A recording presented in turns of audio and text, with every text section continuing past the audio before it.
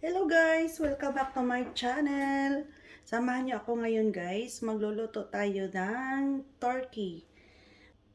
Meron ako dito whole turkey guys. Ayan. Lulutuin natin to ngayon. Gawin natin tong turkey hamonado.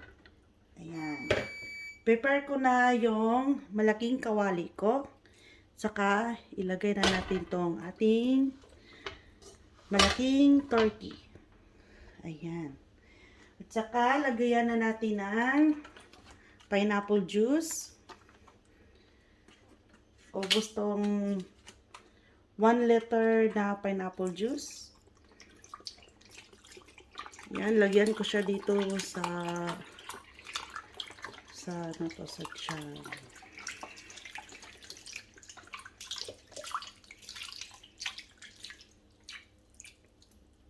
Ayan. At saka, maglagay din ako ng 7-Up.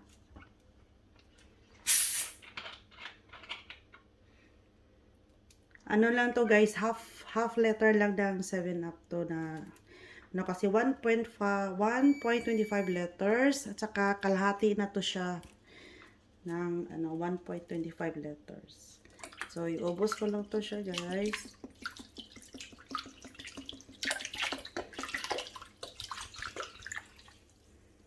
Ayan. Saka paandar na natin ang ating stove ng medium high. Ayan. So, antayin lang natin siya guys hanggat lalambot tong ating turkey. Tsaka takpan natin to siya guys para madali siyang lumambot. Ayan. Ayan, check na natin yung turkey natin guys. Ayan, kumukulo na siya. Tsaka maglagay ako dito ng 2 globes ng onions. Dito ko siya ilalagay. Ayan. At maglagay ako ng salt. Kunting salt lang.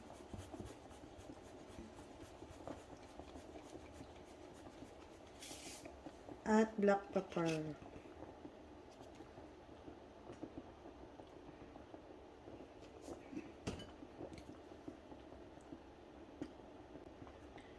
Ayan, para ma-absorb yung ating timpla ng ating turkey.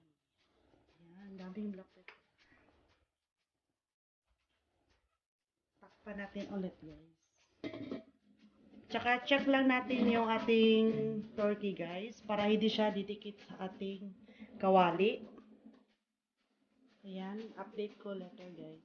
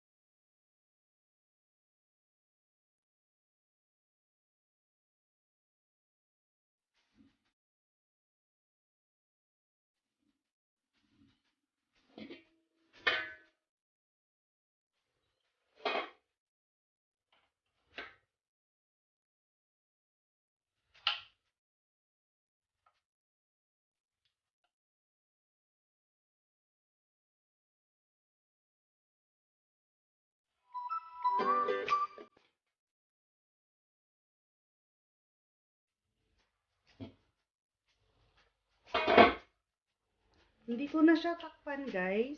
Antayin ko na lang na lalapot yung kanyang sauce. Ayan, malapit nang maluto ang ating turkey hamonado.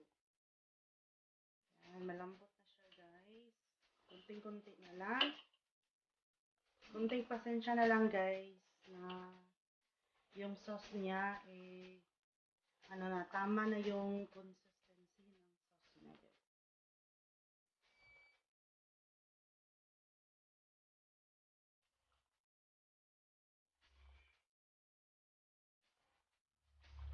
Ayan na, luto na ang ating turkey hamonado.